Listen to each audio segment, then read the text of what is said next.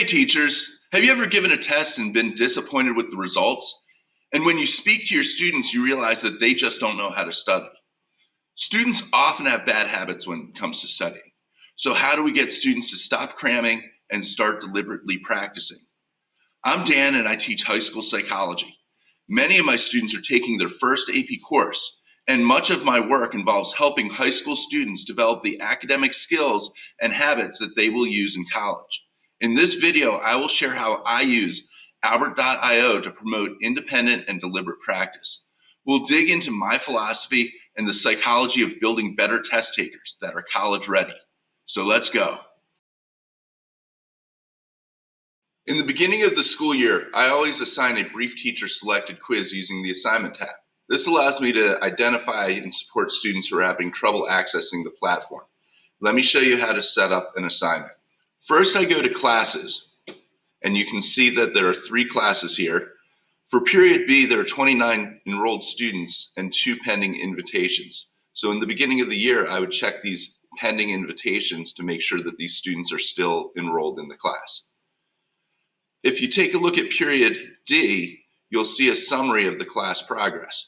Now, this is a first quiz in October, and so I'm not too concerned if kids had trouble with the quiz.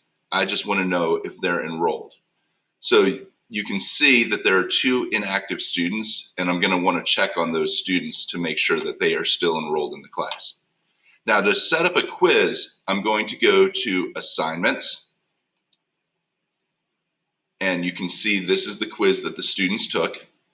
I'm going to create an assignment, which will take me to the subject guide. If you open, say we're doing Unit 1, so you open the first section, Introducing Psychology, you'll see a list of questions, and we will take a look at the first question, Framing Statistics. You read through the question, decide if that is a question that you want to ask your students, and if you do, you select it. Now, once you've created your quiz, you're going to add the questions to a folder. And since I'm creating a new quiz, I will select New Folder and create a name. Now, since I'm not creating a new quiz, we'll continue. To assign the quiz, you go to your folders, select Actions, and you can edit and assign the quiz, and that will be sent to the students. Quizzes on Albert lend themselves to independent study. So let's take a moment and look at a question on Albert. So this question, a pharmaceutical company is conducting experiments to determine the impact of antipsychotic medication on tardive dyskinesia symptoms in rats. The finding will be later generalized to the human population. What is the dependent variable in this experiment? Now, this should not be a hard question, but in October, students will be taken aback by the phrasing.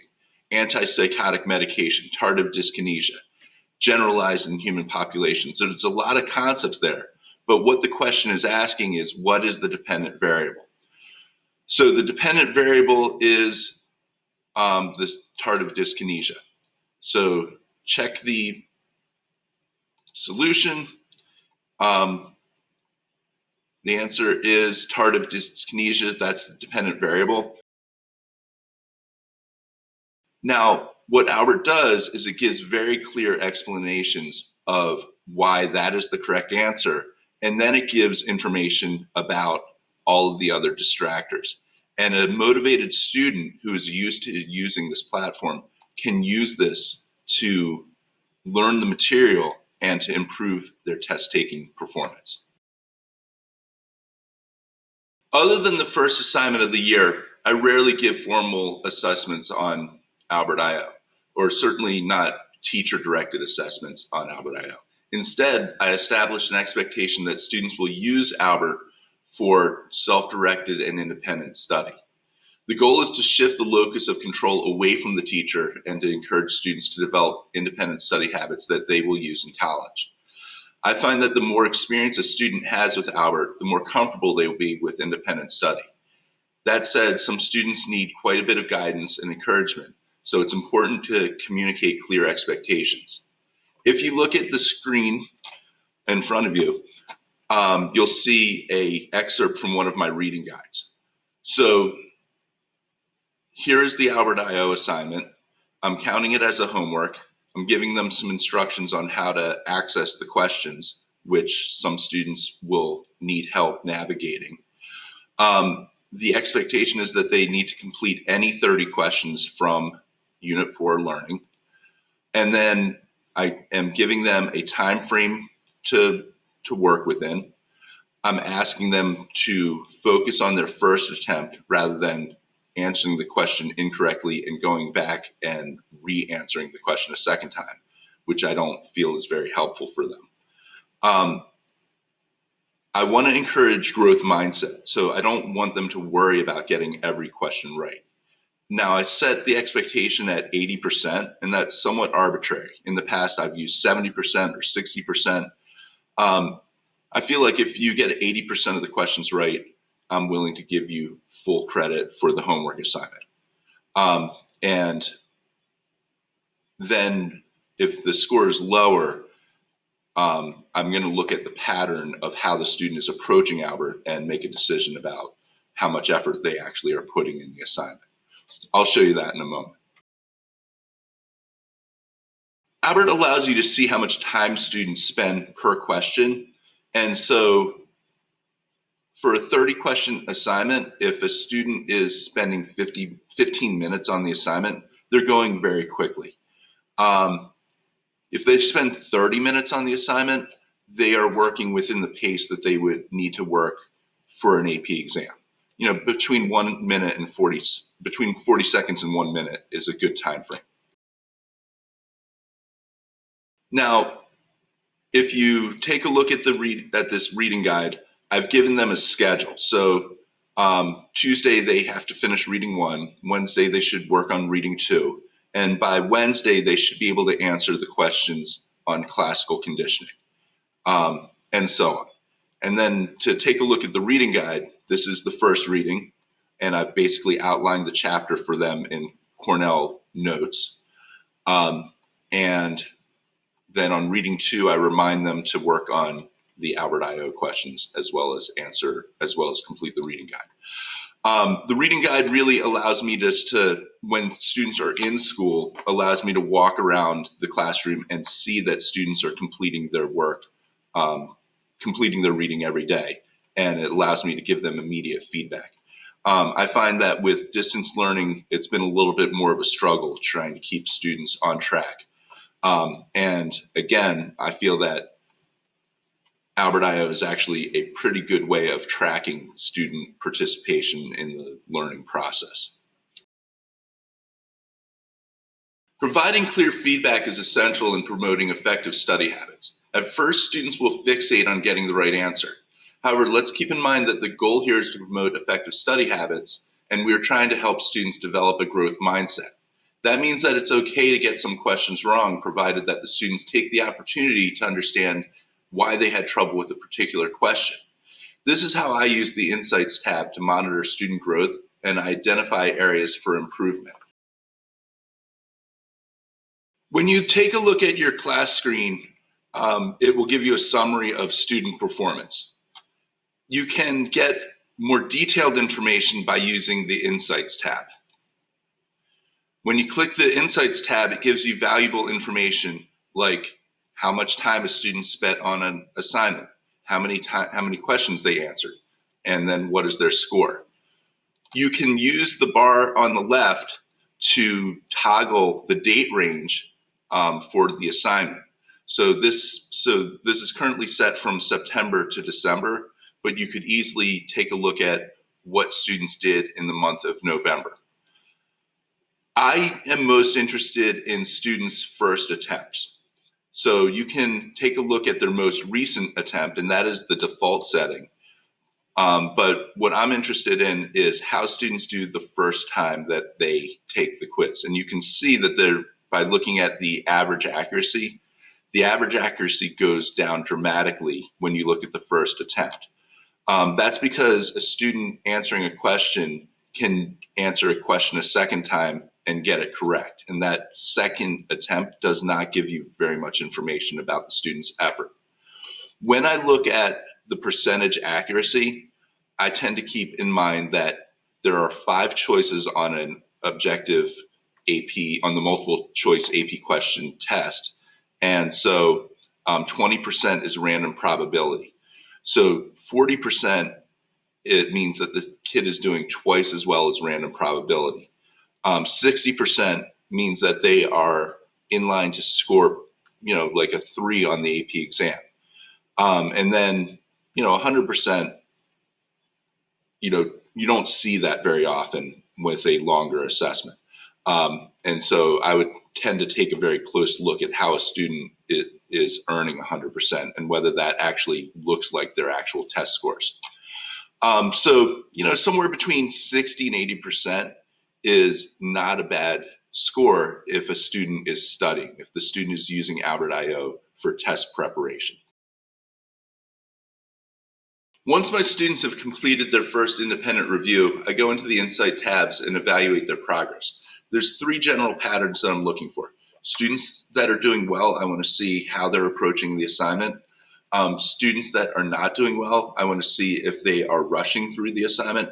And then I will also notice that if students are not doing well, but they're spending an appropriate amount of time, that is really the kid that's showing that they're motivated to do the assignment. They're willing to do the work, but they're struggling.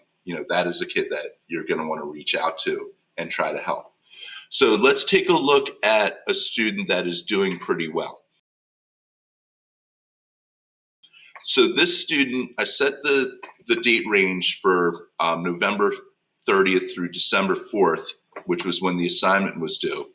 And you can see that the student got a lot of questions right. What I think I noticed with her is that she spent 22 minutes and answered 37 questions at 78% accuracy. So she's going pretty quick, and you can see that she spent 26 seconds on this question, 14 seconds on this question. What I notice here is she spent a minute here and got the question right, and almost a minute here and got the question wrong. So it looks like she's pausing and spending more time on harder questions. This is a good pattern of usage for Albert. The one thing that I noticed is that she did everything that she got up in the morning and did everything on the day that the assignment was due. So this is a review, but it's not deliberate practice. So I would look at her actual test score, and if she does well on the test, then I would think that this is working for her. If she doesn't do well on the test, I would suggest that she space out her practice a little bit farther,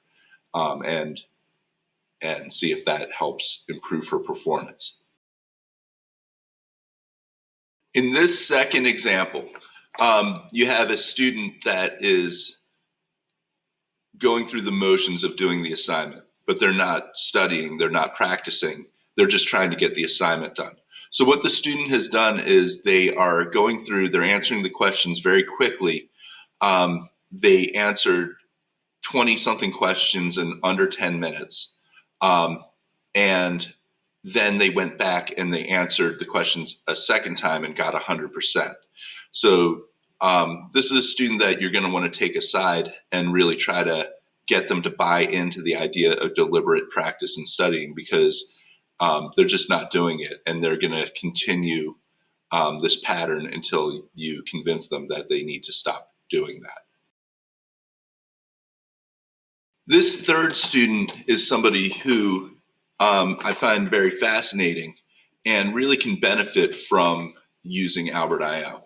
So she spent over an hour working on the assignment and answered 37 questions at 44% accuracy. So clearly she's struggling, but she's putting the time in. So you can see she's spending 30 seconds on a lot of questions. Sometimes she will spend up to 5 minutes on a question. So she's really working on it, but it's not working for her yet. Now, skimming through this, I observed that she did most of her work the day the assignment was due. So One obvious suggestion is to start earlier and to break the assignment up into chunks. But you can see she answered some questions on the first day the assignment was due and then did most of the work on the day the assignment was due. So maybe she just needs to give herself more time. My suspicion is that this is a test-taking issue. I suspect that the student is a first-time AP student. She's learning how to be a better test taker. If one of the things that I could do with her is sit her down, or meet with her online and look at individual questions with her, and just listen to how she reads the question and ask her about her thought process as she goes through the questions. Another idea is that I'd be interested in how she's processing the actual language of the question. And another thought that I have is maybe she doesn't understand the basic vocabulary. So I might encourage her to use Quizlet first to learn the vocabulary and then use Albert to work on the test-taking skills. But this is a student, just from the amount of time that she's spending, she's showing that she's willing to do the work, but she needs help. And again, this is what this platform will do for you, is it'll allow you to identify the students that are really looking for help, and just need you to reach out to them and help them out. As you can see, the feedback in each Albert practice question lends itself to independent practice. Structuring your review assignments to promote deliberate practice encourages students to take ownership of their schedule and promotes effective study habits that translate into college readiness. Finally, the use of the Insights tab gives you the ability to set flexible deadlines and monitor the quality of student work. If you find this video helpful, hit that like button so YouTube knows to share it with other educators. Also, Albert offers a free pilot program to try it out with your school for 30 days. You can apply using the link in the video description.